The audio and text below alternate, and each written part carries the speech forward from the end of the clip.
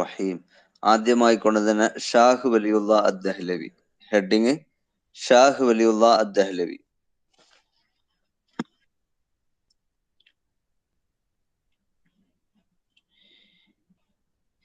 Indian പണ്ഡിതന്മാരെ പറ്റി ഞാൻ തരുന്ന നോട്ടുകൾ എല്ലാവരും വളരെ തോനെ പ്രാധാന്യം കൊടുക്കണം. കാരണം ഇന്ത്യൻ പണ്ഡിതന്മാരെ പറ്റി റെഗുലറായിട്ട് വൃട്ടനായ പുസ്തകങ്ങൾ ഇല്ല.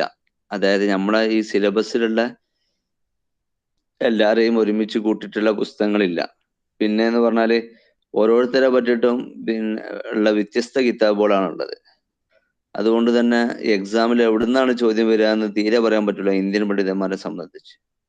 അപ്പൊ നമ്മൾക്ക് ലഭ്യമായ വിവരങ്ങൾ എല്ലാവരും ഹിഫ്ളാക്കുകയും എല്ലാവരും നല്ല ശ്രദ്ധിക്കുകയും ചെയ്യുക ഇന്ത്യൻ പണ്ഡിതന്മാരെ സംബന്ധിച്ച്. ആദ്യമായിക്കൊണ്ട് ഷാഹ് വലിയുള്ള അദ്ദഹ്ലവി.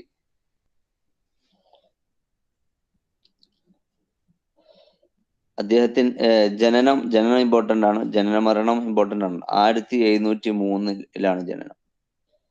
ക്രിസ്തു വർഷം 1703 ജനനം.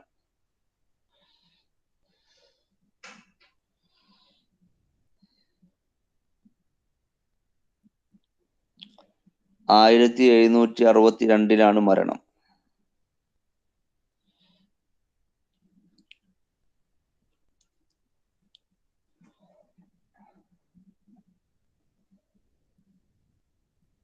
മുഴുവൻ പേര് അഹ്മദ് ബിൻ അബ്ദുർ റഹീം അദ്ദഹ്ലവി.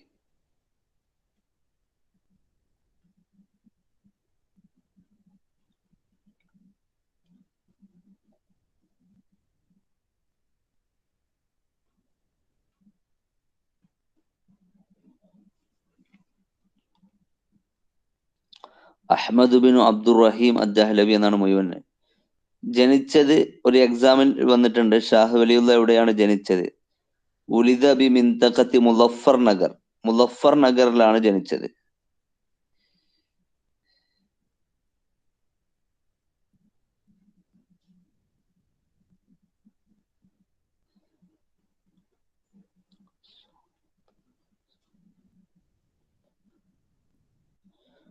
അതുപോലെ ഇദ്ദേഹം മരിച്ചത്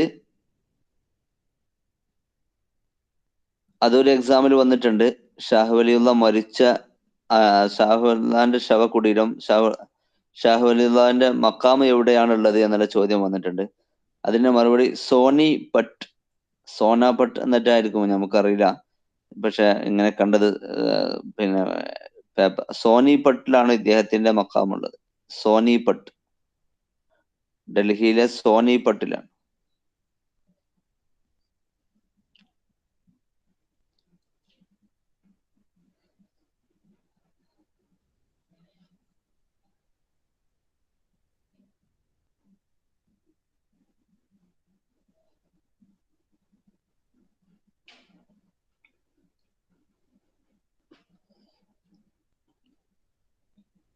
പിന്നെ 2018 വന്ന മറ്റൊരു ക്വസ്റ്റ്യൻ ആണ്, ഇന്ത്യൻ പണ്ഡിതൻ, അദ്ദേഹത്തിന്റെ അസ്ല് മദീനയിൽ നിന്നാണ്, അത് ആരാണ്?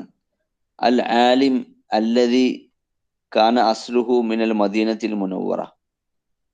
മറുപടി ഷാഹ് വലിയുള്ളതാണ്. അൽ ആലിം അല്ലദി കാന അസ്ലുഹു മിനൽ മദീനത്തിൽ മുനവ്വറ ഹുവ ഷാഹ് വലിയുള്ള അദ്ദഹ്ലവി.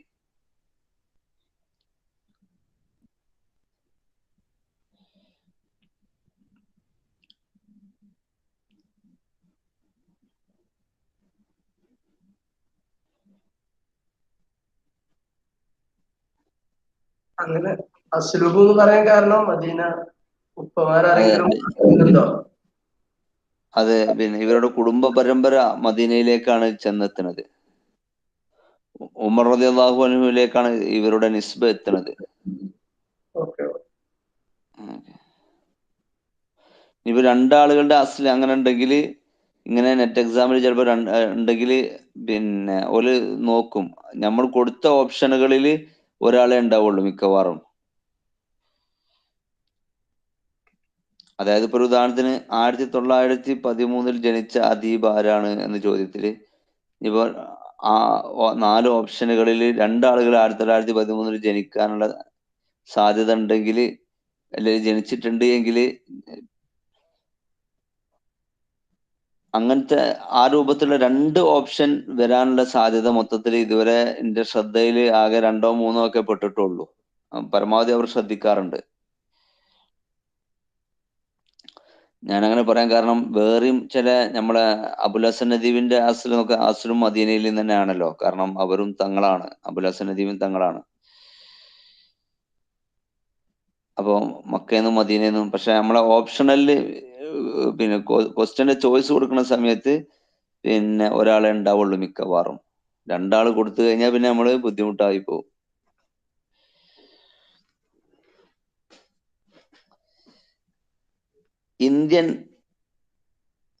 ഇന്ത്യയിലെ ഗസാലി ഇമാം, ഗസാലിയുൽ ഹിന്ദ്, അതുപോലെ മുസ്നിദുൽ ഹിന്ദ് എന്ന പേരിലൊക്കെ അറിയപ്പെട്ട ആളാണ് ഷാഹ് വലിയുള്ള.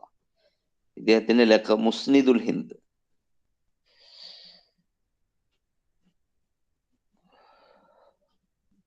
ഗസാലിയുൽ ഹിന്ദ്.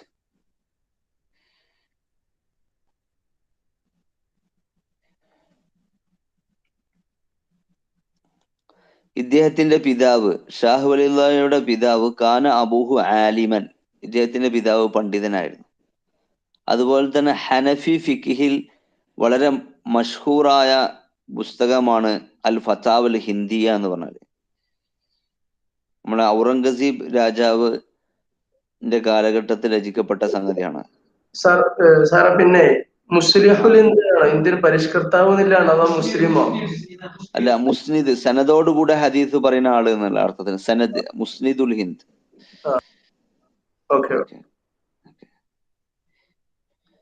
പിന്നെ ഇദ്ദേഹത്തിന്റെ പിതാവ് കാന അബൂഹു ആലിമൻ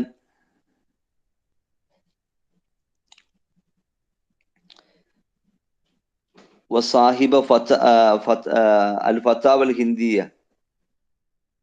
ഫത്താവുൽ ഹിന്ദിയ എന്ന് പറഞ്ഞാൽ ഹനഫി ഫിക്കിലെ ടോപ്പ് കിതാബുകൾപ്പെട്ട ഒരു കിതാബാണ് അൽ ഫത്താവുൽ ഹിന്ദിയ.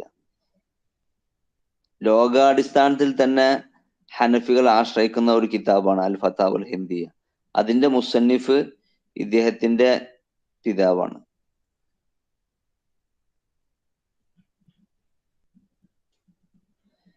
വിശ്വപ്രസിദ്ധമായ ഡൽഹിയിലെ അൽ മദ്രസത്തുർ റഹീമിയ സ്ഥാപിച്ചത് ഇദ്ദേഹത്തിന്റെ പിതാവാണ്. അബൂഹു അസ്സസ അൽ മദ്രസത്തുർ റഹീമിയ.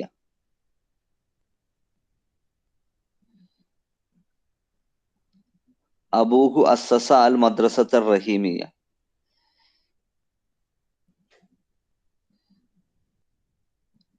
ആ റഹീമിയ സ്കൂളില്, മദ്രസയില് 12 വർഷത്തോളം ഷാഹ് വലിയുള്ള പഠിച്ചിട്ടുണ്ട്. ദറസ ഫിർ റഹീമിയത്തി 12 സന.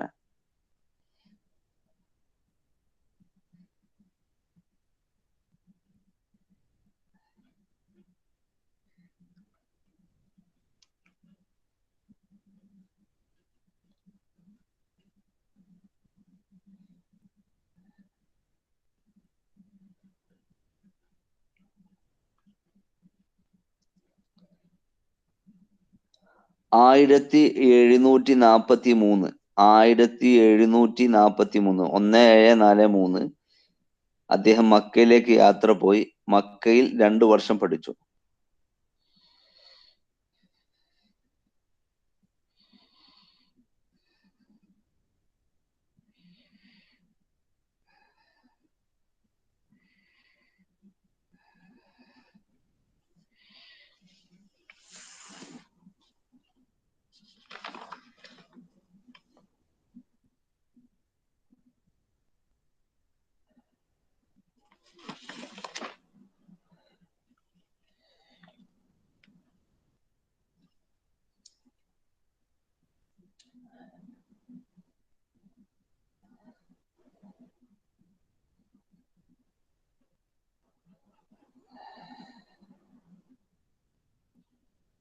ഇനി ഇദ്ദേഹത്തിന്റെ മുഅല്ലഫാത്തുകൾ എല്ലാ വർഷവും നമ്മളെ അഹമ്മദ് ഷൗക്കിനെ പറ്റി പറയുന്ന മാതിരി തന്നെയാണ് ഷാഹ് വലിയുള്ള.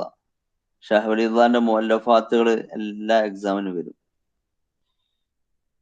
പല രൂപത്തിലായിരിക്കും ചോദിക്കാന്ന് മാത്രം. അപ്പൊ ഷാഹ് വലിയുള്ളയുടെ ഒരു 10 പ്രധാനപ്പെട്ട മുഅല്ലഫാത്തുകൾ പിന്നെ ഞാൻ ഗ്രൂപ്പിലിട്ടുണ്ട്, 10-15. അതെല്ലാവരും ഇമ്പോർട്ടന്റ് ആയിട്ട് കാണാം. ഞാനിപ്പോ ഷാഹ് വലിയുള്ളാനെ പറ്റിയിട്ട് ക്വസ്റ്റ്യൻ ചോദിക്കപ്പെട്ട പിന്നെ പുസ്തകങ്ങൾ മാത്രമേ ഞാൻ പറഞ്ഞുള്ളൂ. പക്ഷെ ഞാൻ പുസ്തകങ്ങളുടെ ഒരു ലിസ്റ്റ് നമ്മളെ ഗ്രൂപ്പിലിടും.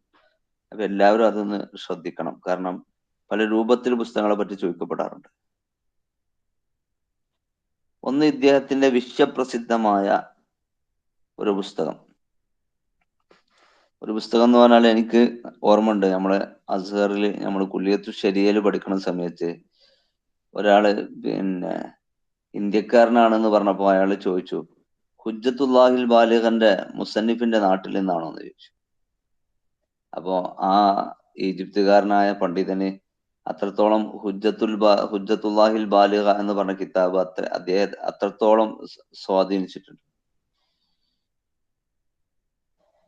കാരണം ഈ കിതാബിന്റെ പ്രമേയം എന്ന് പറഞ്ഞാല് എന്തിനാണ് ഇപ്പോ നോമ്പ്, എന്തിനാണ് നിസ്കാരം, അങ്ങനെ ഇസ്ലാമിന്റെ ഓരോ ശരീഅത്തിന്റെ അസ്റാറുകളിലേക്ക്, അതിന്റെ ആഴങ്ങളിലേക്ക് ഇറങ്ങി ചെല്ലുന്ന അടിപൊളി കിതാബാണ് ഷാഹ് വലിയുള്ളാഹിയുടെ ഹുജ്ജത്തുല്ലാഹിൽ ബാലിഗ. ഇപ്പൊ ഹുജ്ജത്തുല്ലാഹിൽ ബാലിഗന്റെ മുസന്നിഫ് ഷാഹ് വലിയുള്ളാണ്. അതിന്റെ എക്സാമില് ഹുജ്ജത്തുല്ലാഹിൽ ബാലിഗന്റെ മുസന്നിഫ് ആരാണ് എന്ന് ചോദ്യം വന്നിട്ടുണ്ട്. അതുപോലെ തന്നെ ഹുജ്ജത്തുല്ലാഹിൽ ബാലിഗന്റെ തീം എന്താണ്, വിഷയം ഏത് വിഷയമാണ് അവിടെ.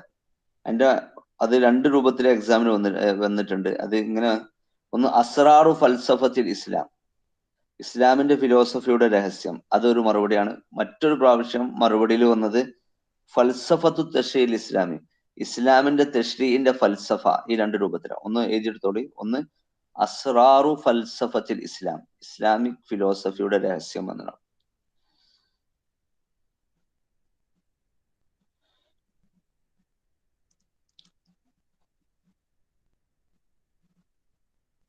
മറ്റൊരു എക്സാമിന് വന്നത് വേറെ രൂപത്തിലാണ്, ഫൽസഫത്തു തശ്രീഇൽ ഇസ്ലാമി, ശറഅ യുശരിഉ തശ്രീഇ, ഫൽസഫത്തു തശ്രീഇൽ ഇസ്ലാമി.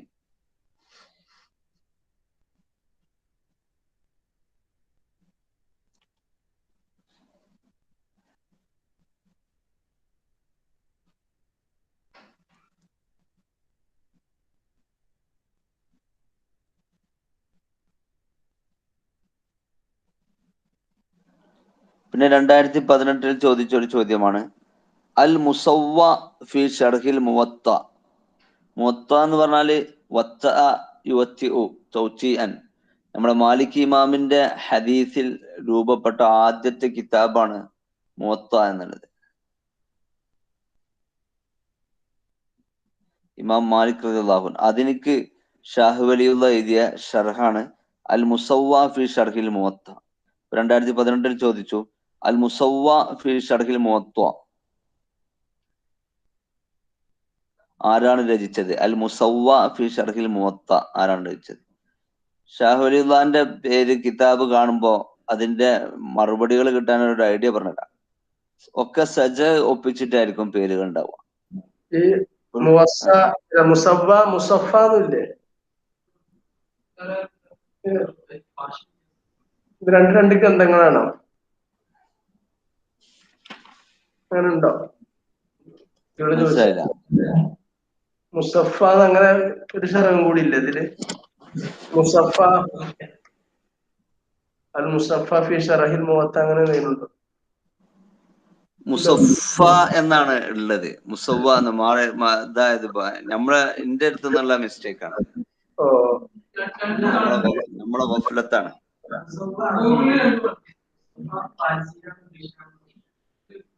രണ്ടുണ്ടെന്നാണ് ഇവരെന്നെ പറയണത്. ഒന്ന് ഫാരിസി ഒന്ന് അറബിയെന്ന്. സംശയം. അത് ഞാൻ കണ്ടത് ഇങ്ങനെയാണ്. ഞാൻ കണ്ടത് പറഞ്ഞാല് നമ്മളെ പിന്നെ ഇയാളുടെ പുസ്തകമുണ്ട്, ഒരു നദിവി എഴുതിയൊരു പുസ്തകമുണ്ട്. അപ്പൊ മൂപ്പരുടെ മുഅല്ലഫാത്തിൽ ഞാൻ കണ്ടത് ഇങ്ങനെയാണ്, അൽ മുസഫ എന്നാണ് ഞാൻ കണ്ടത്. ഞാൻ വേണേൽ ഒന്ന് ആവശ്യം പഠിച്ചിട്ട് ഒന്ന് തഹ്ഖീഖാക്കിയിട്ട് വോയിസ് ഗ്രൂപ്പിലിടാം. എന്റെ അടുത്ത് ഉത്തരേന്ത്യൻ പണ്ഡിതന്മാരിൽപ്പെട്ട ആളുകളെ പരിചയപ്പെടുത്തുന്ന ഒരു നദിവി സാഹിബിന് പുസ്തകമുണ്ട്. പരാമർശിക്കുന്നുണ്ട് അദ്ദേഹത്തെ കുറിച്ച്. അത് അറിയില്ല, എന്റെ ഓർമ്മയിലില്ല. അതില് ഞാന് റിജാൽ ഫിഖി അതേപോലെ നമ്മളെ നദിവി സാഹിബിന്റെ വല്യാപ്പ അഹമ്മദ് ഷഹീദ് ഒക്കെ ഉണ്ടല്ലോ, അവരെ തർജ്ജമ അങ്ങനെ അതൊക്കെയാണ് ഞാൻ എന്താക്കിയത് കണ്ടത്. അതിലുണ്ട് സംശയമുണ്ട്. എന്തായാലും നിങ്ങൾ നോക്കിയിട്ട് തഹ്ഖീഖായിട്ട് പറഞ്ഞാൽ മതി. ഓക്കെ, ഇൻഷാല്ലാ ഇൻഷാല്ലാ. അപ്പൊ മാഷാ അല്ലാ, നല്ല നോക്കണ കുട്ടികളൊക്കെ ഉണ്ടല്ലേ? സാധാ കുട്ടികളെ നിങ്ങള് ആവേശാക്കിയോണ്ടേ നിങ്ങൾ എന്തൊക്കെ പറഞ്ഞിരുന്നല്ലേ. മാഷാ അല്ലാ, ഇന്ന കുഞ്ഞാപ്പു വെക്കല്. അതല്ല അതല്ല ഫോളോ ചെയ്ത് പോകുന്നത്. ഇൻഷാ അല്ലാ. Okay okay okay. അപ്പൊ അങ്ങനെ ചെയ്യാം ഇൻഷാ അല്ലാ. ഇൻഷാല്ലാ ഇൻഷാല്ലാ. Okay okay. മഷ്കൂർ, ബറക്കല്ലാഹു ഫീക്കും. പിന്നെ മറ്റൊന്ന് അൽ ഫൗസുൽ കബീർ ഫി ഉസൂലി തഫ്സീർ.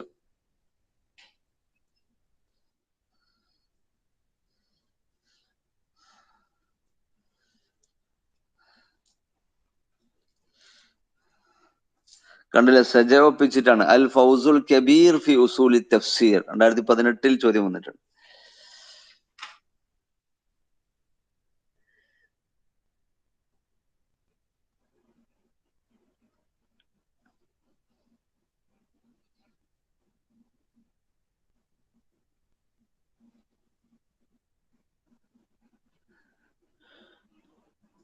പിന്നെ ഇഖ്ദുൽ ജീദ് ഫി അഹ്കാമിൽ ഇജ്തിഹാദി വത്തഖ്ലീദ്, എക്സാമിന് ചോദ്യം വന്നിട്ടുണ്ട്. ഇഖ്ദുൽ ജീദ് ഫി അഹ്കാമിൽ ഇജ്തിഹാദി വത്തഖ്ലീദ്.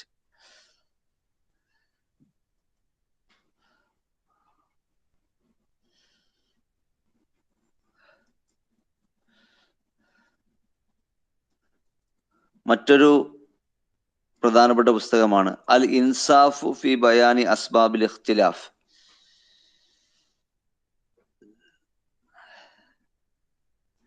അൽ ഇൻസാഫു ഫി ബയാനി അസ്ബാബിൽ ഇഖ്തിലാഫ്.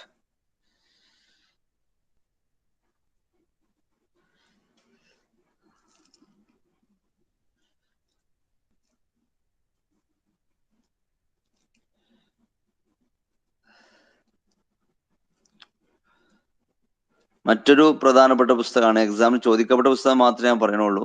അത്തഫ്ഹീമാത്തുൽ ഇലാഹിയ. അത്തഫ്ഹീമാത്തുൽ ഇലാഹിയ.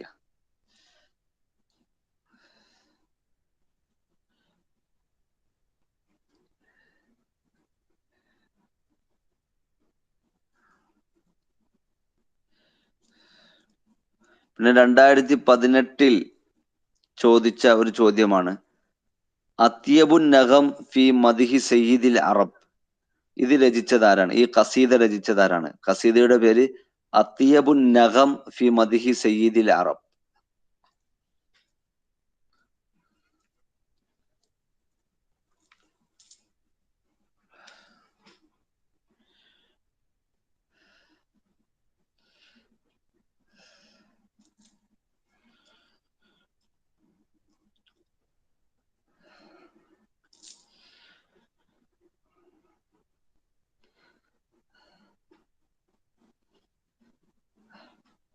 ഇനി ഇന്ത്യയുടെ ഹസ്സാനുൽ ഹിന്ദ് എന്ന ലഖബിൽ പേരിൽ അറിയപ്പെട്ട ഗുലാം അലി ആസാദ് അൽ ബൽഗ്റാമി.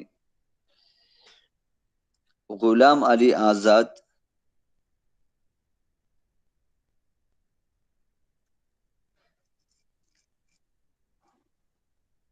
അൽ ബൽഗ്റാമി.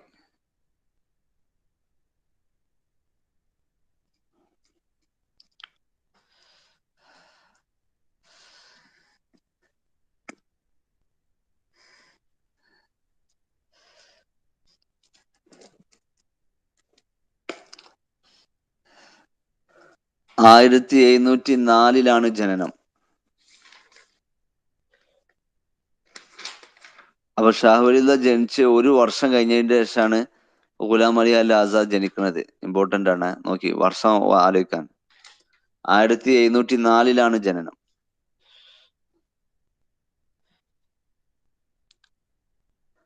1780 മരണം. തോന ജീവിച്ചിട്ടുണ്ട്. 1704 ജനനം, 1780 മരണം.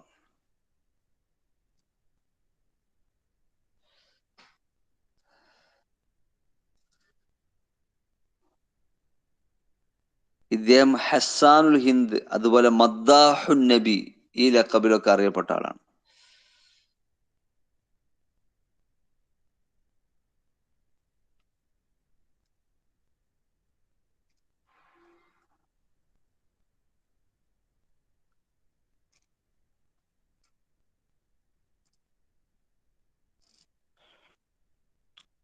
ബൽഗ്രാമിൽ ജനിച്ചു. വുലിദ ബി ബൽഗ്രാം, ബൽഗ്രാമിൽ ജനിച്ചു. വമാത ബി ഔറംഗാബാദ്, ഔറംഗാബാദിൽ മരിച്ചു. ഔറംഗാബാദിൽ മരിച്ചു. ബൽഗ്രാമിൽ ജനിച്ചു. വുലിദ ബി ബൽഗ്രാം വമാത ബി ഔറംഗാബാദ്.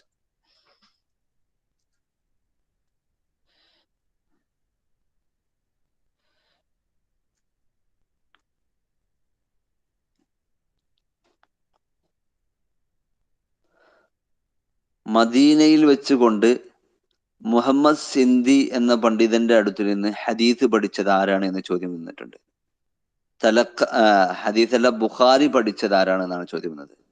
തലക്ക സ്വഹീഹൽ ബുഖാരി മിന ഷെയ്ഖ് മുഹമ്മദ് അസിന്ദി ബിൽ മദീന. തലക്ക സ്വഹീഹൽ ബുഖാരി, സ്വഹീഹുൽ ബുഖാരി പഠിച്ചു.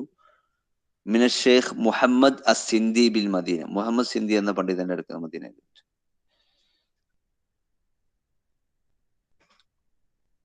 ഷാഹു വലിയുള്ള ഒരു സർവകലാ വല്ലഭനായിരുന്നു. അതായത് ഹദീസിലുണ്ട്, തഫ്സീറിലുണ്ട്, ഉസൂലുൽ ഫിഖിലുണ്ട്, ഫിഖിലുണ്ട്, ലുഗത്തിലുണ്ട്. ഷാഹു വലിയുള്ള കൈവെക്കാത്ത ഫന്നുകൾ കുറവാ. നേരെ മറിച്ചിട്ട് ഗുലാം അലി ആസാദ് അങ്ങനല്ല. ഗുലാം അലി ആസാദിന്റെ ഏറ്റവും വലിയ താരീഖ്, ഷിർ, ഈ രണ്ട് വിഷയത്തിലാണ് ഏറ്റവും കൂടുതൽ റോളുള്ളത്. ഇദ്ദേഹം സിലബസിലില്ലേ അങ്ങനെ ചോദ്യം കുട്ടിയാണ്? ഉണ്ട്, സിലബസിലുണ്ട് എന്നാണ് എന്റെ ഓർമ്മ കേട്ടോ. ഇദ്ദേഹം ഉണ്ട്. ഒഴിവാക്കിയത് മുല്ല മഹമ്മൂദ് ജോൺഫോറിനാണെന്ന് എന്റെ ഓർമ്മ. ഒന്ന് ജസ്റ്റ് ഒന്ന് നോക്കട്ടെ.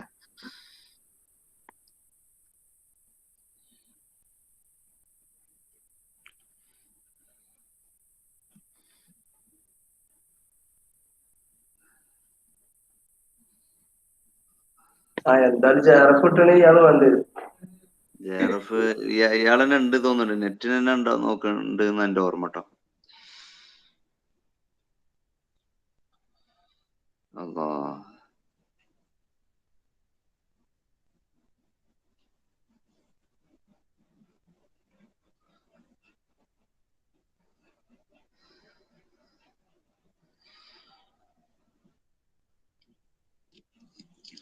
ഇയാള് ഇല്ല കേട്ടോ, ഇയാളില്ല. പക്ഷെ ഇയാളുടെ ഇതുണ്ട്, പിന്നെ സുബഹത്തുൽ മർജാൻ ഫി ആസാരി ഹിന്ദുസ്ഥാൻ എന്ന് പറഞ്ഞ ഇയാളെ മുഅല്ലഫിനെ പറ്റിയുള്ള ചോദ്യമുണ്ട്. അപ്പൊ എന്തായാലും ഇമ്പോർട്ടന്റ് ആണല്ലേ? ഇൻഷാ അല്ലാഹ്. പക്ഷെ നമ്മളെ ഷാഹു വലിയുള്ളാന്റെ അത്ര ഇത് കൊടുക്കണ്ട, ഇമ്പോർട്ടൻസ് കൊടുക്കണ്ട. പിന്നെ മരണ ഇത് വെച്ചിട്ട്, താലീഫ് വെച്ചിട്ട് തെർത്തീബാക്കാൻ ഉണ്ടാവും. അപ്പൊ നമുക്ക് ഉപകാരപ്പെടും. ഓക്കെ, നമ്മൾ കൂടുതൽ ഡീറ്റെയിൽഡ് ആയിട്ട് ഇറങ്ങണമില്ല മൂപ്പരെ പറ്റിട്ട്. ഇനിയിപ്പോ നമ്മൾ മൂപ്പരെ പറ്റിട്ട് ഇത്രേ പറയണുള്ളൂ. അതായത് മൂപ്പരുടെ പുസ്തകം ഉണ്ടല്ലോ, ആ പുസ്തകത്തെ നമ്മൾ പുസ്തകം പറഞ്ഞ സമയത്ത് പരിചയപ്പെടുത്തും. പിന്നെ മൂപ്പരുടെ ചില കൊട്ടേഷനുകളും ചില മുഅല്ലഫാത്തുകളും മാത്രമേ നമ്മൾ പറയുന്നുള്ളൂ ഇൻഷാ അല്ലാഹ്. അപ്പൊ പിന്നെ നമുക്ക് നവാബ് സിദ്ദീഖ് ഹസൻ ഖാനെ പറ്റിട്ട് സിലബസിലുണ്ട്. അതിനനുസരിച്ചിട്ട് നമുക്ക് ഇൻഷാ അല്ലാഹ് മുന്നോട്ട് പോകാം.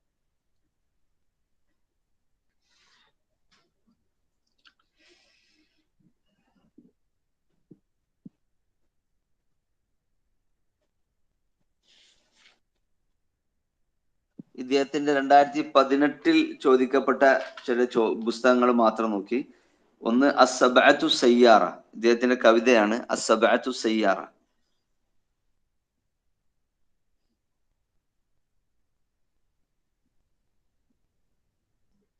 അസ്സബഅത്തു സയ്യാറ.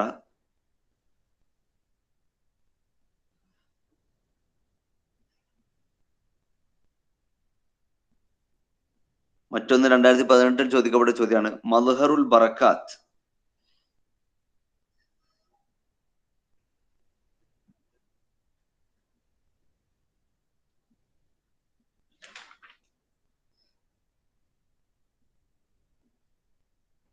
പിന്നെ 2018 ചോദിക്കപ്പെട്ട മറ്റൊരു ചോദ്യമാണ് ഷിഫാ ഉൽ ഖലീൽ. ഷിഫാ ഉൽ ഖലീൽ.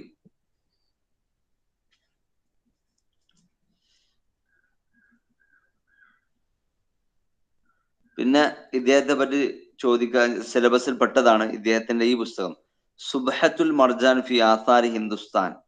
ഇത് എക്സാമിനുണ്ട് കേട്ടോ, നമ്മളെ സിലബസിൽ പെട്ടിട്ടുണ്ട്. സുബ്ഹത്തുൽ മർജാൻ ഫി ആസാരി ഹിന്ദുസ്ഥാൻ.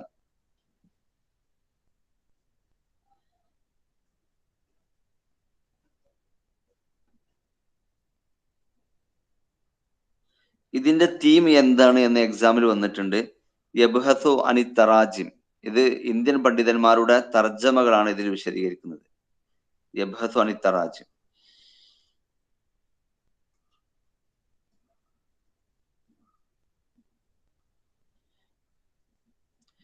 പിന്നെ ഈ പുസ്തകത്തിൽ എത്ര ഫസ്ലാണ് എന്നുള്ള ചോദ്യം വരാൻ സാധ്യതയുണ്ട്. അപ്പൊ ഈ സുബ്ഹത്തുൽ മർജാൻ ഫി ആസാരി ഹിന്ദുസ്ഥാനിൽ 4 ഫസ്ലുകളാണ്, അർബഅത്തു ഫുസൂലാണ്, 4 ഫസ്ലുകളാണുള്ളത്. ഒന്നാമത്തെ ഫസ്ല്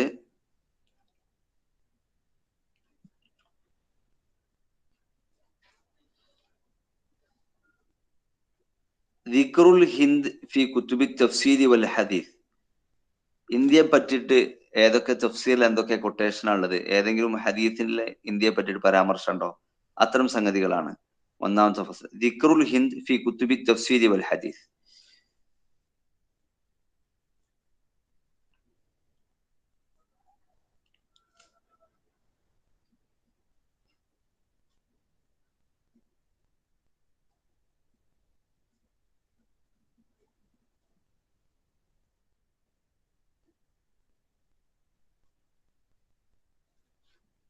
രണ്ടാമത്തെ ഫസ്ലില് തറാജിമുൽ ഉലമാഇ വശുഅറാഇ വൽ മുഅല്ലിഫീൻ. മുഅല്ലിഫീങ്ങള് അതുപോലെ ഷുഅറാക്കള് ഉലമാക്കളുടെ ഒക്കെ തർജ്ജമാണ് രണ്ടാമത്തെ ഫസ്ൽ. തറാജിമുൽ ഉലമാ, ഇന്ത്യൻ പണ്ഡിതന്മാരുണ്ടോ.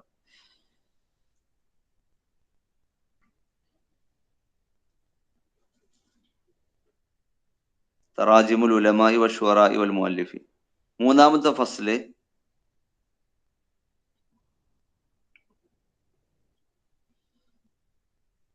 ഫിൻ നഹ്വി വൽ ബലാഗത്തിൽ ഹിന്ദിയ. ഇന്ത്യൻ ബലാഗ, ഇന്ത്യൻ നഹ്വ്, ഇന്ത്യയിൽ രചിക്കപ്പെട്ട ബലാഗയിലുള്ള മുഅല്ലഫ്, ഇന്ത്യയിൽ രചിക്കപ്പെട്ട നഹ്വിലുള്ള മുഅല്ലഫാത്തുകളൊക്കെ, ഇതൊക്കെ പരിചയപ്പെടുത്താണ് മൂന്നാമത്തെ.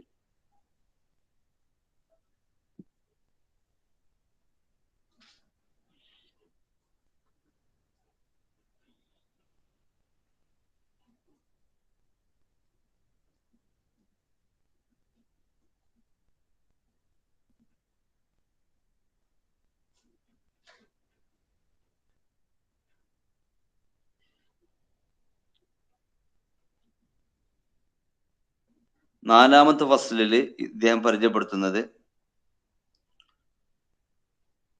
അഷ്ഉറാഉൽ അറബ് മിൻ ബിലാദിൽ ഹിന്ദ്. ഇന്ത്യയിൽ നിന്നുള്ള കവികളെ മാത്രം പരിചയപ്പെടുത്തുന്ന പ്രത്യേക ഒരു ഫസ്ല്.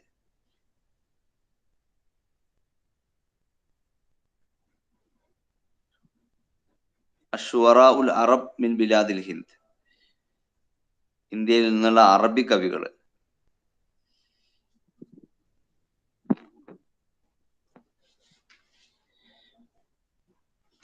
അപ്പൊ സുബ്ഹത്തുൽ മർജാൻ ഫി ആസാരി ഹിന്ദുസ്ഥാൻ എന്ന് പറഞ്ഞ കിതാബ് നോക്കുക.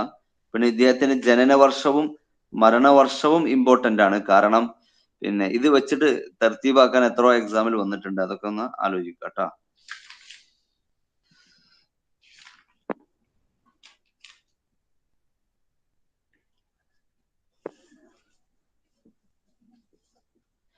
ഇനി സിദ്ദീഖ് ഹസൻ ഖാൻ അൽ ഖനൂജി. സിദ്ദീഖ് ഹസൻ ഖാൻ അൽ ഖനൂജി വളരെ ഇമ്പോർട്ടന്റ് ആണ്.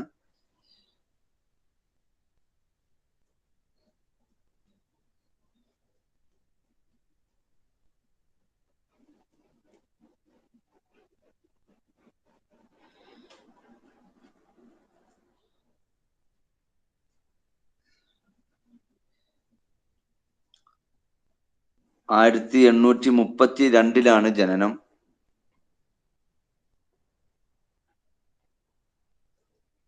1832 ജനനം. 1890 മരണം.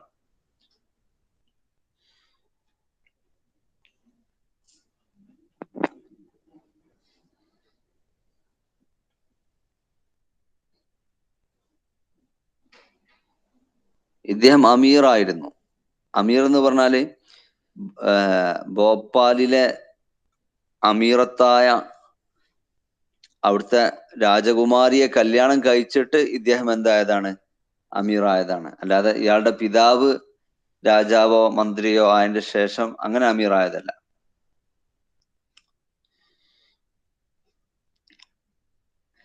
യു പിയിലെ ബാനസ് എന്ന് പറഞ്ഞ സ്ഥലത്താണ് ഇദ്ദേഹം ജനിച്ചത്. യു പിയിലെ ബാനസ് എന്ന് പറഞ്ഞ സ്ഥലത്താണ് ഇദ്ദേഹം ജനിച്ചത്. പിതാവ് മരിച്ചതിന് ശേഷം പിതാവിന്റെ സ്ഥലമായ കനൂജ് എന്ന സ്ഥലത്തേക്ക് ഉമ്മ കൊണ്ടുവന്നതാണ്. ജാഅത് ബിഹി ഉമ്മുഹു ഇല മൗത്തിനി വാലിദിഹി ബാജ വഫാത്തിഹി. പിതാവിന്റെ മരണശേഷം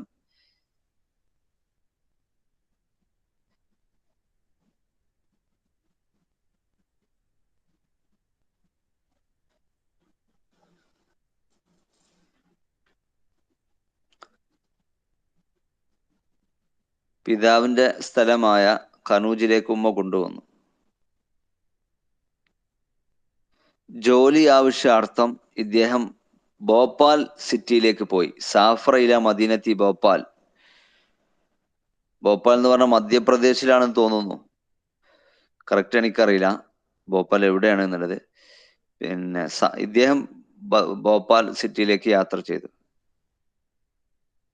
പിന്നെ എക്സാമിന് വന്നിട്ടുണ്ട്, ഭോപ്പാലിൽ നിന്ന് ഷാജഹാൻ ബീഗത്തെ കല്യാണം കഴിച്ച പണ്ഡിതൻ ആര് എന്ന ചോദ്യം വന്നിട്ടുണ്ട്.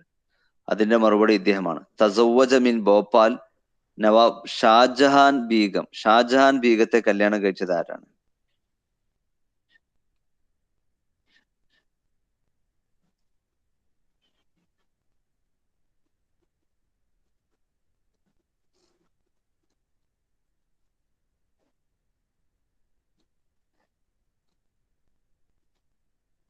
പിന്നെ മറ്റൊരു ചോദ്യം, അഷേഖ് സൈനുൽ ആബിദീൻ എന്ന മുഹദ്ദിസിന്റെ അടുത്ത് നിന്ന് ഇൽമുൽ ഹദീസ് പഠിച്ചത് ആരാണ്? എക്സാമിന് ചോദ്യം വന്നിട്ടുണ്ട്.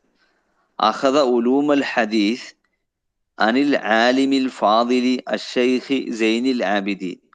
സൈനുൽ ആബിദീൻ എന്ന പണ്ഡിതന്റെ അടുത്ത് നിന്ന് ഇൽമുൽ ഹദീസ് സ്വീകരിച്ചത് ആരാണ്?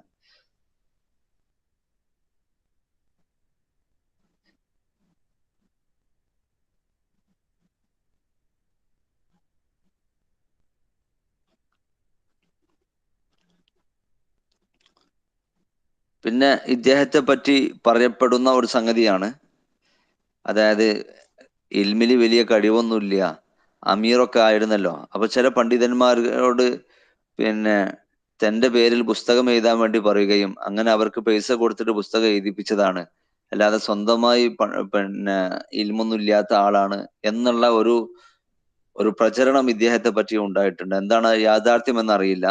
ആ ചോദ്യം എങ്ങനെയാണ് എക്സാമിൽ വന്നത്? യുക്കാലു പറയപ്പെടുന്നുണ്ട്, ഇന്നഹു കല്ലഫ ബഅദൽ ഉലമായി, ചില പണ്ഡിതന്മാരെ മൂപ്പരെ ഏൽപ്പിച്ചു പുസ്തകങ്ങളൊക്കെ രചിക്കാന്. എന്നിട്ട് ആ പുസ്തകത്തിന്റെ മേലിലൊക്കെ മൂപ്പരെ പേര് എഴുതാൻ വേണ്ടി പറഞ്ഞു. ഇങ്ങനെ പറയപ്പെട്ട പണ്ഡിതൻ ആര് എന്ന് എക്സാമിൽ ചോദ്യം വന്നിട്ടുണ്ട്. യുക്കാലു കല്ലഫ അങ്ങനെ പറയാൻ ഇങ്ങനെ പറയപ്പെട്ടിട്ടുണ്ട്. എന്താണ് അതിന്റെ തഹ്ഖീഖ് എന്നറിയില്ല. എക്സാമിന് ഇങ്ങനെ ചോദ്യം വന്നിട്ടുണ്ട്. യുക്കാലു ഇന്നഹു കല്ലഫ ബഅദൽ ഉലമായി ബിതഅലീഫിഹ വവളഇ ഇസ്മിഹി അലൈഹ എന്നുള്ള ചോദ്യം വന്നിട്ടുണ്ട്.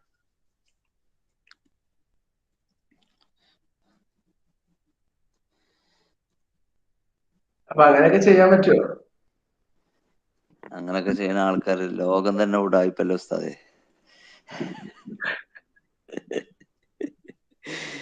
അല്ലാ, സത്യത്തിൽ അതൊരു സത്യത്തിന്റെ സാധ്യത ഉണ്ട് എന്നാണ് എനിക്ക് മനസ്സിലായത്. കാരണം എന്താ പറയുക, അത്രക്ക് മുഅല്ലഫ് ഉണ്ട് ഇയാൾക്ക്. അല്ല, അങ്ങനെയാണെങ്കിൽ നമുക്ക് അബ്ബാസ് മുഹമ്മദ് അതിന് സംശയിക്കേണ്ടി വരില്ലേ? ശരിയാ, ശരിയാണ്. കാര്യമാണത്. അന്ന് ബർക്കത്ത് ചെയ്തിരുന്ന സമയത്തിന് അങ്ങനെയും അതൊരു ഇഹ്തിമാലാണ്. എന്റെ ഇഹ്തിമാല് വേറൊരു ഇതുണ്ട്, ഞാൻ പിന്നെ പറഞ്ഞത്. അങ്ങനെയുണ്ട്. ഞാൻ വേറെ വീരേന്ദ്രകുമാറിനെ കുറിച്ച് കേട്ടിരുന്നു. ഞാനൊക്കെ വളരെ ആവേശത്തോടു കൂടി അദ്ദേഹത്തിന്റെ ലേഖനം വായിച്ചിട്ടുണ്ട്, രാമന്റെ ദുഃഖം. പിന്നീട് സംസാരിച്ചവിടെ പറഞ്ഞ അദ്ദേഹത്തിന്റെ മിക്ക പുസ്തകങ്ങൾ എഴുതുന്ന ആളുകള് നമുക്ക് പരിചയമുണ്ട്. അതിപ്പോ ഞാനിപ്പോ മിസ്റിലൊക്കെ അറിയപ്പെട്ട പല പണ്ഡിതന്മാരുടെ അവസ്ഥ അങ്ങനെയാണ്. അതായത് ഒരു ലജ്നത്തു താലീഫ് തർജ്ജമ ഒക്കെ ഉണ്ടാവും. കേരളത്തിൽ അങ്ങനെ ഉണ്ടോ? കേരളത്തിലും ഉണ്ട്, ഇല്ലാതായില്ല. അതായിക്കോട്ടെ. പിന്നെ മുഅല്ലഫാത്തുകള്, ഇദ്ദേഹത്തിന്റെ പ്രധാനപ്പെട്ട ചില എക്സാമിന് വന്ന തന്നെ ഒരുപാടുണ്ട്. ഒരു 6 ഞാൻ സ്പീഡിൽ പറയണം. ഒന്ന് അബ്ജദുൽ ഉലൂം. അബ്ജദുൽ ഉലൂം.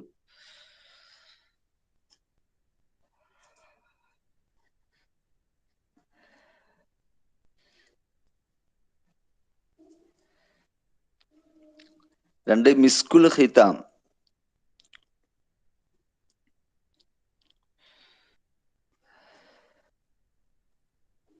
മൂന്ന് ഫത്ഹുൽ ബയാൻ ഫി മഖാസിദിൽ ഖുർആൻ. ഫത്ഹുൽ ബയാൻ ഫി മഖാസിദിൽ ഖുർആൻ.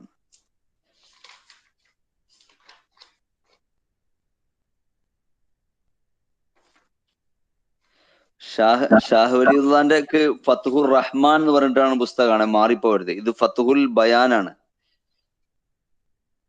ഷാഹ് വലിയുള്ളാന്റെ കിതാബിന്റെ പേര് ഫത്ഹുർ റഹ്മാൻ ഫി തർജമത്തിൽ ഖുർആൻ. ഇദ്ദേഹത്തിന് ഫത്ഹുൽ ബയാൻ ഫി മഖാസിദിൽ ഖുർആൻ എന്നാണ്.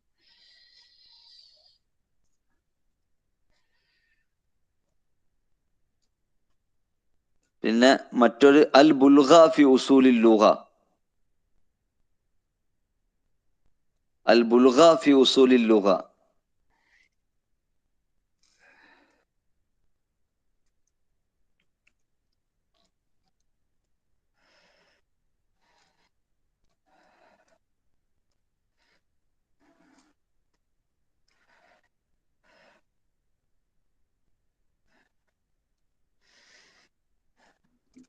എന്തായാലും അതുകൊണ്ടാണല്ലോ കുറെ പുസ്തകങ്ങൾ ഉണ്ടായത്.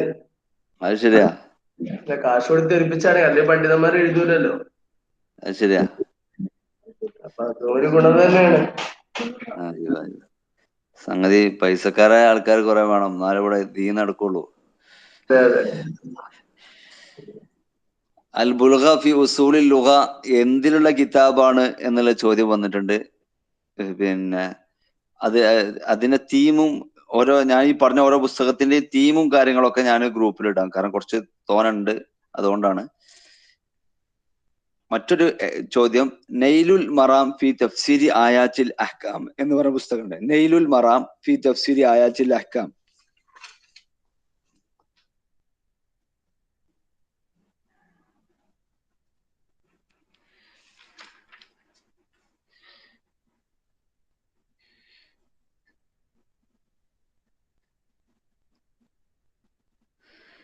ഇനി ഫൈദുൽ ഹസൻ സിഹാറൻ ഫൂറി നമ്മളെ സിലബസിലില്ലേ?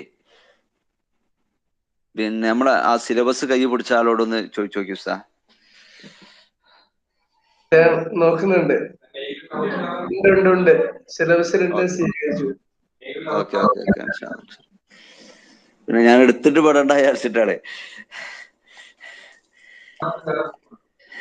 അല്ല, നിങ്ങള് പറഞ്ഞതൊന്നും നഷ്ടാവൂല. ഫൈദുൽ ഹസൻ സിഹാറൻ ഫൂറി 1816 ജനനം.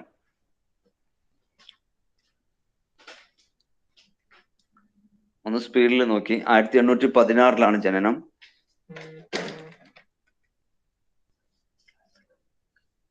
1816 ജനനം.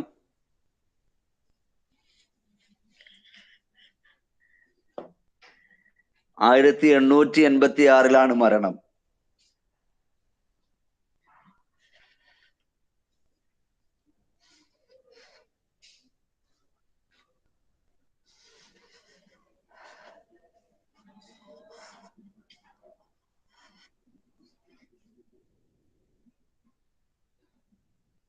ഇദ്ദേഹത്തിന്റെ മുഴുവൻ പേര് ഫൈദുൽ ഹസൻ ഇബ്നു അലി. ഫൈദുൽ ഹസൻ ഇബ്നു അലി അൽ ഖുറഷി അൽ ഉമവി. ഇദ്ദേഹം ഖുറൈശിയാണ്, ഉമവി ആണെന്ന് ഇതിൽ നിന്ന് കിട്ടിട്ടോ. ഫൈദുൽ ഹസൻ ബിനു അലി അൽ ഖുറഷി അൽ ഉമവി.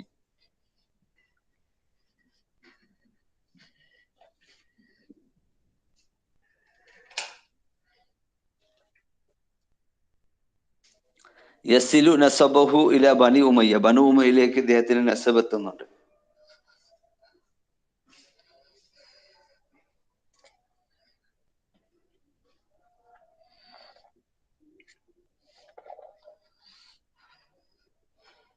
ഫദ്ലുൽ ഹക്ക് ഖൈറാബാദി എന്ന് പറഞ്ഞാൽ വലിയ പണ്ഡിതനായിരുന്നു. ആന്തമാൻ ദ്വീപിലേക്ക് ബ്രിട്ടീഷുകാർ നാട് കടത്തിയ വലിയ പണ്ഡിതനായിരുന്നു ഫദ്ലുൽ ഹക്ക് ഖൈറാബാദി. നമ്മുടെ സിലബസിൽ അദ്ദേഹം ഉണ്ട് എന്നാണ് എന്റെ ഓർമ്മ. അപ്പോൾ ഫദ്ലുൽ ഹക്ക് ഖൈറാബാദിയുടെ ശിഷ്യനാണ് ഇദ്ദേഹം. അഖദൽ ഉലൂമ മിൻ ഫദ്ലിൽ ഹക്ക് ഖൈറാബാദി.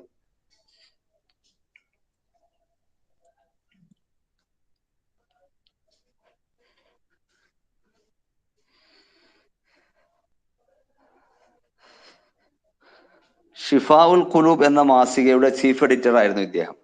കാന റഈസ തഹരീർ ലി മജല്ലത്തി ഷിഫാഇൽ ഖുലൂബ്.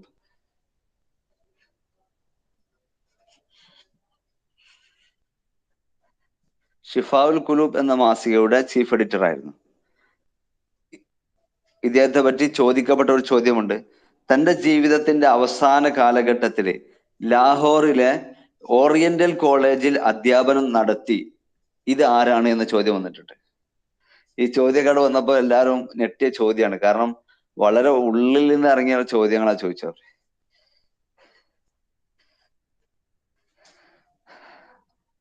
ഫി ആഖിരി ഉംറിഹി ഖള ഫി ലാഹോർ.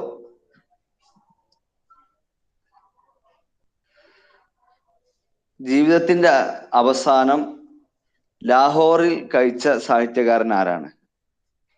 ലാഹോറിലെ അൽ കുല്ലിയത്തു ഷർഖിയ ഓറിയന്റൽ കോളേജ്.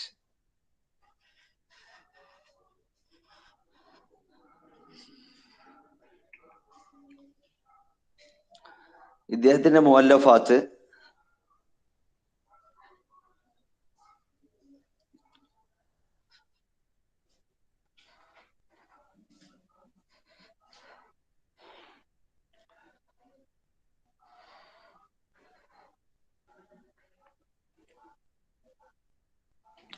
റിയാദുൽ ഫൈൽ എന്ന് പറഞ്ഞിട്ട് ഇദ്ദേഹത്തിന് ഒരു ഒരു പുസ്തകമുണ്ട്. റിയാദുൽ ഫൈൽ. റിയാദുൽ ഫൈൽ അത് മുഅല്ലക്കയുടെ ഷറഹാണ്. എക്സാമിന് ചോദിച്ചിട്ടുണ്ട്. ഇയാളുടെ പേര് ഫൈൽ എന്നാണല്ലോ. റിയാദുൽ ഫൈൽ.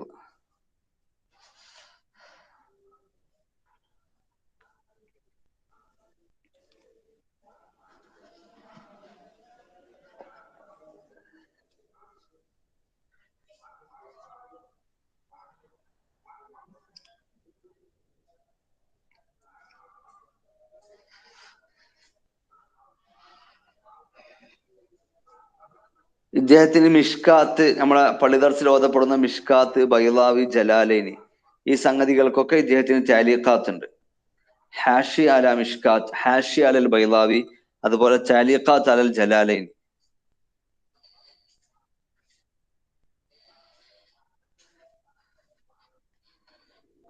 ഹാഷി അലൽ മിഷ്കാത്ത്, ഹാഷി അലൽ ബൈളാവി, താലീഖാത്ത് അലൽ ജലാലൈനി.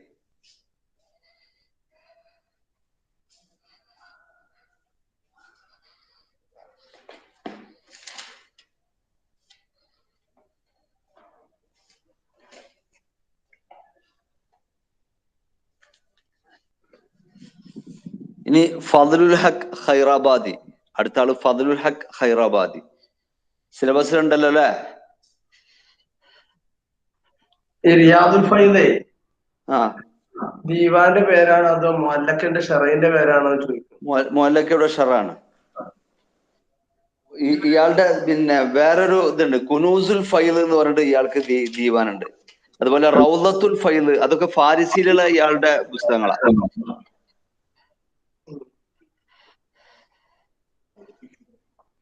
റിയാദുൽ ഫൈൽ ഇദ്ദേഹത്തിന്റെ എന്താണ്, പിന്നെ ദീവാനാണ്. എക്സാമിന് ചോദ്യം വന്ന്, അല്ല അഫ്വാൻ, ദീവാനല്ല, മുഅല്ലക്കയുടെ ഷറാണ്.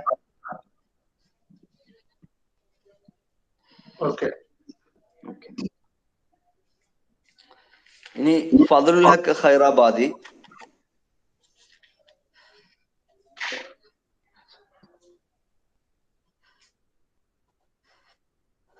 ആയിരത്തി 1797 ജനനം.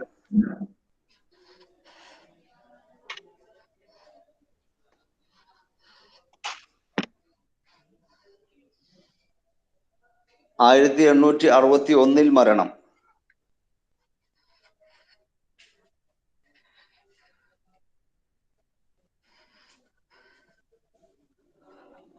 അദ്ദേഹം ജനിച്ചത് എവിടെ എന്നുള്ള ചോദ്യം വന്നിട്ടുണ്ട്.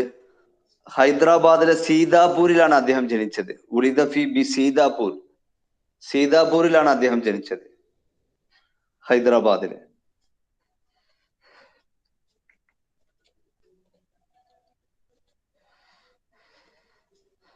അന്തമാൻ ദ്വീപിലാണ് അദ്ദേഹം മരിച്ചത്.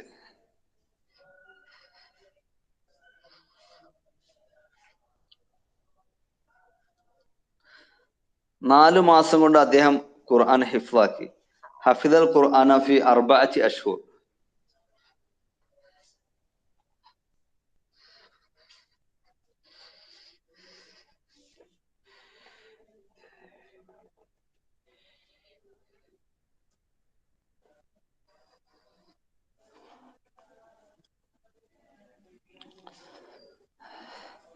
പിന്നെ എക്സാമിൽ ചോദിക്കാറുണ്ട്, ചെസ് കളിക്കാറുണ്ടായിരുന്നു. അതുപോലെ പണ്ഡിതന്മാരുടെ ഡ്രസ്സ് ധരിക്കാതെ ഫ്രീക്കന്മാരുടെ ഡ്രസ്സ്, മോഡേൺ ആളുകളുടെ ഡ്രസ്സൊക്കെ ധരിക്കുന്ന പണ്ഡിതൻ ആരായിരുന്നു എന്നുള്ള ചോദ്യം വന്നിട്ടുണ്ട്. ഇങ്ങനെയൊക്കെ പറയപ്പെട്ടിട്ടുണ്ട്. ഇതൊക്കെ സത്യാവസ്ഥ എന്താണെന്ന് അറിയില്ല കേട്ടോ. അതുപോലെ തന്നെ മ്യൂസിക്കിന്റെയും മജ്ലിസുകളിലൊക്കെ പങ്കെടുക്കാറുണ്ടായിരുന്നു. അങ്ങനെ ഞാൻ പറയാൻ കാരണം ഇവരൊക്കെ വലിയ വലിയ പണ്ഡിതന്മാരാണ്. ഇവരൊക്കെ മുഅല്ലഫാത്തുകൾ വലിയ സംഭവങ്ങളാണ്. അപ്പോ ഇതൊക്കെ ആരൊക്കെ പ്രചരിപ്പിച്ച സംഗതികളാണോ നമുക്കറിയില്ല. നമുക്ക് ഹുസ്നുൽ തന്നെ ആണല്ലോ അസ്ല്. അപ്പൊ ഞാൻ ഈ വിഷയത്തിൽ ഇങ്ങനൊക്കെ ഉണ്ടായിരുന്നോ എന്ന് ചില ആളുകളൊക്കെ അന്വേഷിച്ചിരുന്നു. അപ്പോ അവരൊക്കെ പറഞ്ഞത്, പിന്നെ നമ്മളിപ്പോ ഹുസ്നുൽ തന്നെയാണല്ലോ പണ്ഡിതന്മാരെ പറ്റിയിട്ടൊക്കെ പ്രത്യേകിച്ച് നമ്മളെ അസ്ല്. അതുകൊണ്ട് നമ്മള് ഈ വിഷയത്തിൽ വറഅ് പാലിക്കണം എന്നുള്ളതാണ്. അപ്പൊ ഇങ്ങനെ എക്സാമിൽ ഇങ്ങനെയൊക്കെ ചോദ്യം വന്നിട്ടുണ്ട്. ഇദ്ദേഹം ചെസ് കളിക്കാറുണ്ടായിരുന്നു, പണ്ഡിതന്മാരുടെ ഡ്രസ്സ് പിന്നെ ധരിക്കാറുണ്ടായിരുന്നില്ല, അതുപോലെ പാട്ട് മ്യൂസിക്കിന്റെ സദസ്സുകളിലൊക്കെ ഇദ്ദേഹം പങ്കെടുക്കാറുണ്ടായിരുന്നു എന്നൊക്കെ എക്സാമിൽ. കാന യൽഅബു ഷത്റഞ്ച് വകാന യൽബസു ലിബാസൽ ഉമറാക്കളുടെ വസ്ത്രമൊക്കെയായിരുന്നു അദ്ദേഹം പണ്ഡിതന്മാരുടെ വസ്ത്രം ആയിരുന്നില്ല.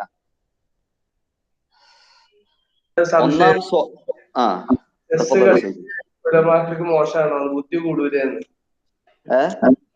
ചെസ് കളിച്ചാലേ ബുദ്ധി കൂടുതലോ, അപ്പൊ അത് മോശം പണ്ഡിതന്മാര് കളിക്കല് ചോദ്യം. ചെസ് കളിക്കുന്നതിന്റെ ദാത്തില് പ്രശ്നമല്ല. നമ്മളെ പണ്ഡിതന്മാരൊക്കെ പല കാലത്തും കളിച്ച അയിമേൽ ആറ്റിഫ് ചെയ്യുന്ന ഒരുപാട് സംഗതികളുണ്ട്. അവിടെയാണ് പ്രശ്നം.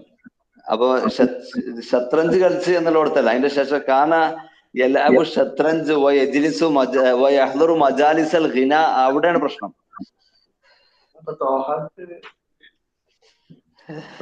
പിടിച്ചാണ്ട് എന്താ ചെയ്യണമെന്ന് ആലോചിച്ചായിരുന്നു.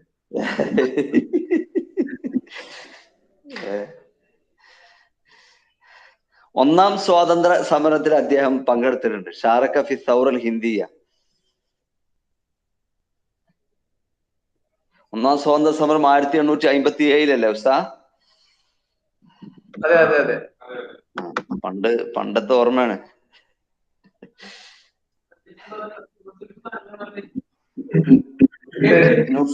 നുഫിയയിലെ ആന്തമാൻ ദ്വീപിലേക്ക് നാട് കടത്തപ്പെട്ട സാഹിത്യകാരൻ ആരാണെന്ന് ചോദിച്ചു.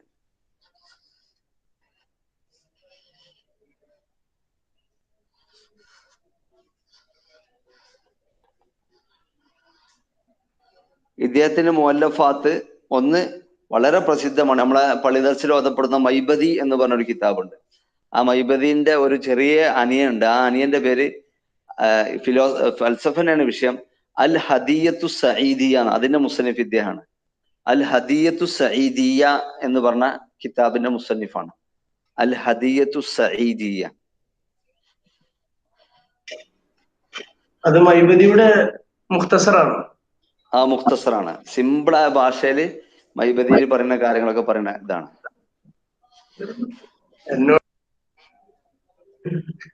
എന്നോട് അയച്ച ഒരാളെ, ഞാൻ കാർ ഓടിച്ചു പോകുമ്പോഴേ ഒരു 2-3 കുട്ടികൾ കയറി പള്ളി പഠിക്കുന്ന. അപ്പൊ നിങ്ങള് മൈബദി ഒതുക്കണോ ചോദിച്ചു എന്നോട്. റിസാല ഒതുക്കണോ? ഞാൻ പറഞ്ഞു. പിന്നെ 2 അറബി പറഞ്ഞപ്പോൾ അറബി ഒതുങ്ങി.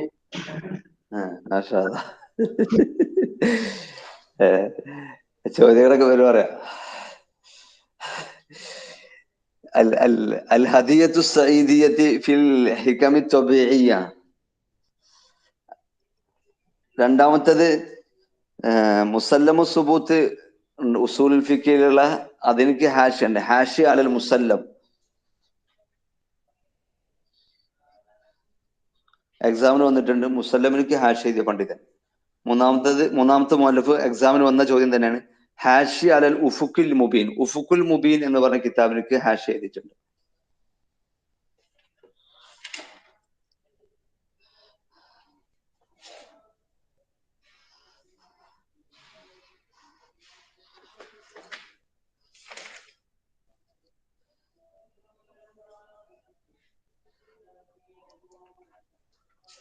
ഇനി ഒരാളെയും കൂടി എടുത്തിട്ട് നമുക്ക് നിർത്താം ഇൻഷാ അല്ലാഹ്. ദുൽഫുഖാർ അലി അദ്ദയൂബന്തി. ദുൽഫുഖാർ അലി അദ്ദയൂബന്തി.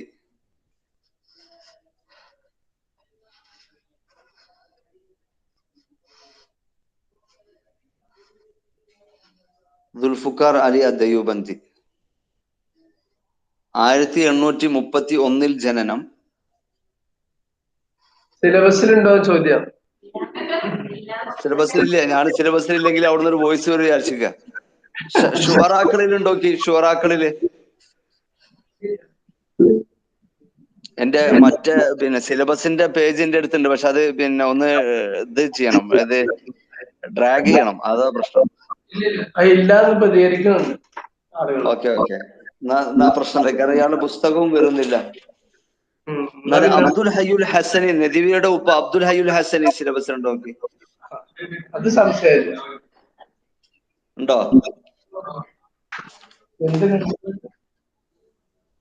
അബ്ദുൽ ഹയ്യുൽ ഹസനി സിലബസിലുണ്ടോ? ഉണ്ട്, സിലബസിലുണ്ട്. ഓക്കെ എന്നാ അദ്ദേഹത്തെ പറഞ്ഞ നിർത്താം. 1861 ജനനം.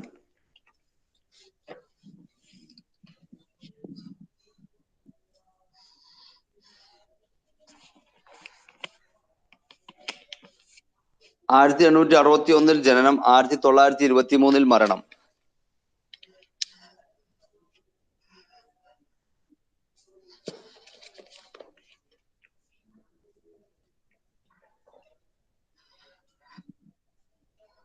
ഇദ്ദേഹത്തിന്റെ നെസബ് അലി റളിയല്ലാഹു അൻഹുവിലേക്ക് ചേരുന്നുണ്ട്.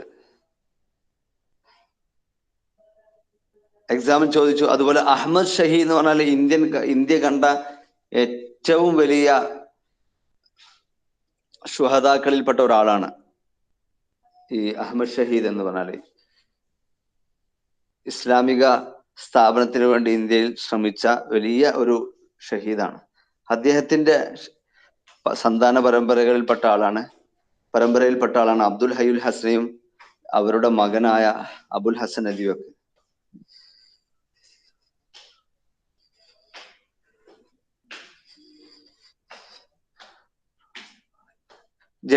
ജനിച്ചത് റായ് ബറേലി എന്ന് പറഞ്ഞ സ്ഥലത്താണ്, യുപിയിലെ.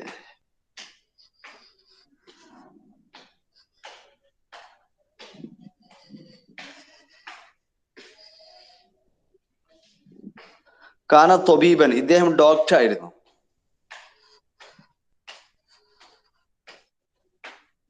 ഇന്ത്യയുടെ ഇബ്നു ഖല്ലിഖാൻ എന്നുള്ള പേരിൽ അറിയപ്പെട്ടു. ലുഖിബ ബി ഇബ്നി ഖല്ലിഖാനിൽ ഹിന്ദ്. ഇബ്നു ഖല്ലിഖാൻ അബ്ബാസിയ ഖിലാഫത്തിന്റെ അവസാനത്തിൽ ജീവിച്ച വലിയ ചരിത്രകാരനായിരുന്നു ഇബ്നു ഖല്ലിഖാൻ.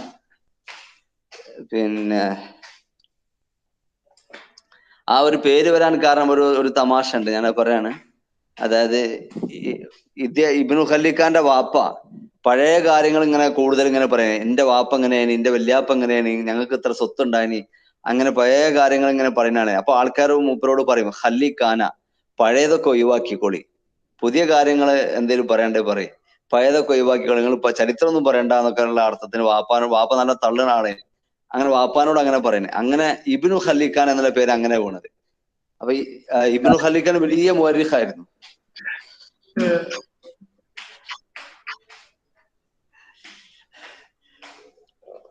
അപ്പൊ ഇദ്ദേഹം ഇബ്നു ഖല്ലിഖാൻ ഹിന്ദി എന്നുള്ള പേരിൽ അറിയപ്പെട്ടു.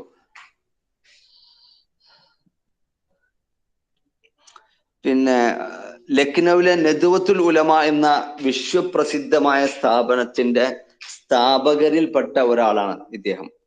അബുൽ ഹസൻ നദിയുടെ പിതാവ് കേട്ടോ. സ്ഥാപകൻ വേറെ ആളാണ്, മുഹമ്മദ് അലി അൽ മൗങ്കീരി എന്ന് പറഞ്ഞ പണ്ഡിതനാണ്. പക്ഷെ അതിന്റെ തുടക്കത്തിലുള്ള അതിന്റെ സ്ഥാപകരിൽപ്പെട്ട ഒരാളാണ് ഇദ്ദേഹം.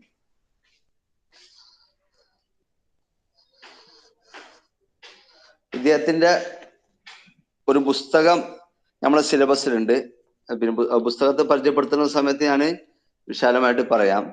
ഇന്ന് എക്സാമിന് വന്ന മൂപ്പരുടെ ചില പ്രധാനപ്പെട്ട പുസ്തകം ഒന്ന് ഷർഹു മുഅല്ലഖാത്തി സബ, മുഅല്ലഖാത്തു സബന്റെ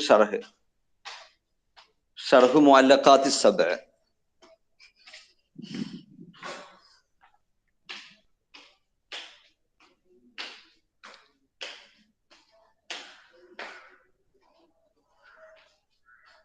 രണ്ട് അസ്സഖാഫത്തുൽ ഇസ്ലാമിയ ഫിൽ ഹിന്ദ് എന്ന പുസ്തകം, അസ്സഖാഫത്തുൽ ഇസ്ലാമിയ ഫിൽ ഹിന്ദ് എന്ന പുസ്തകം.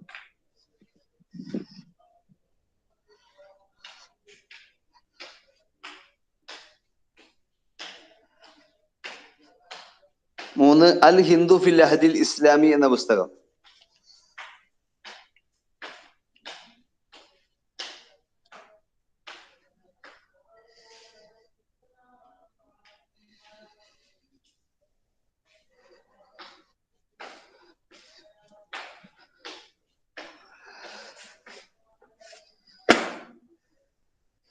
ഇദ്ദേഹത്തിന്റെ 10 വാളിലുള്ള പുസ്തകമാണ്. ആ പുസ്തകത്തിൽ 2 പേരുണ്ട്. ഒന്ന് നുസ്ഹത്തുൽ ഖവാത്തിർ എന്ന പുസ്തകം, നുസ്ഹത്തുൽ ഖവാത്തിർ.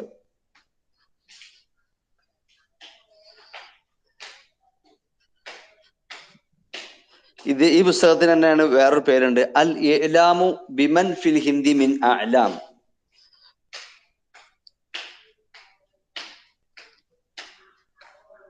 അൽ ഇഅ്ലാമു ബിമൻ ഫിൽ ഹിന്ദി മിൻ അഅ്ലാം.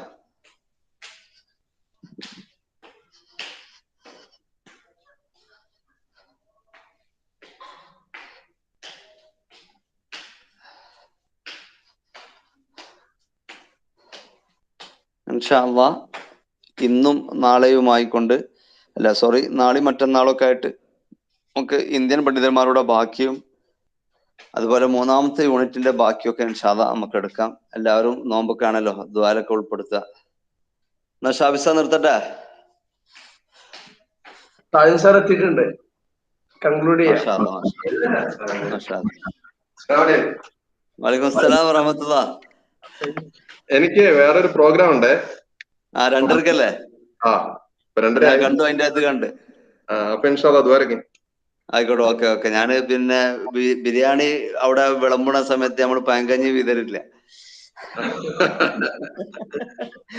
ആയിക്കോട്ടെ സാർ. വലൈക്കും അസ്സലാം വറഹ്മത്തുള്ളാഹ്.